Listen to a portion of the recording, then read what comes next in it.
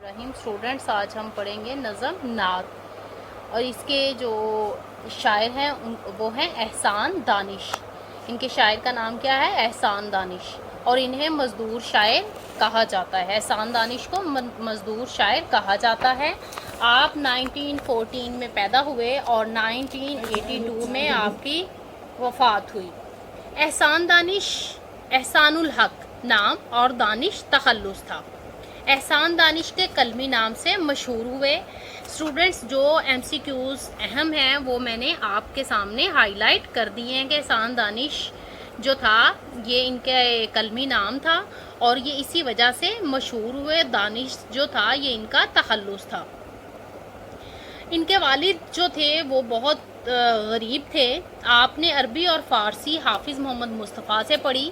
School में चंद जमातें पढ़ सके और गुर्बत की वजह से तालीम जारी ना रख सके। बचपन से ही मेहनत मजदूरी करने लगे। मजदूरी करने लाहौर आए।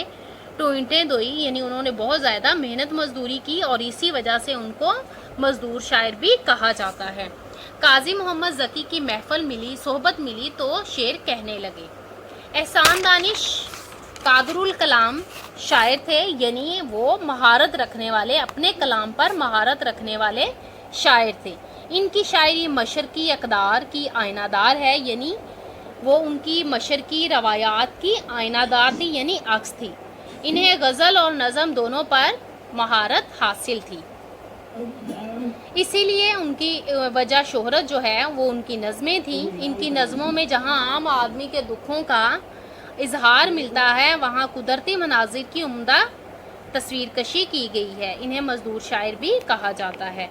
अब इनकी तसानीफ़ की तरफ चलते हैं तो इनकी तसानीफ़ में हदीस ज़िंदगी, दर्द ज़िंदगी, नवाए कारगर, आतिश खामोश, गोरस्तान, ज़ख्म मरहम और शराज़ा शामिल हैं।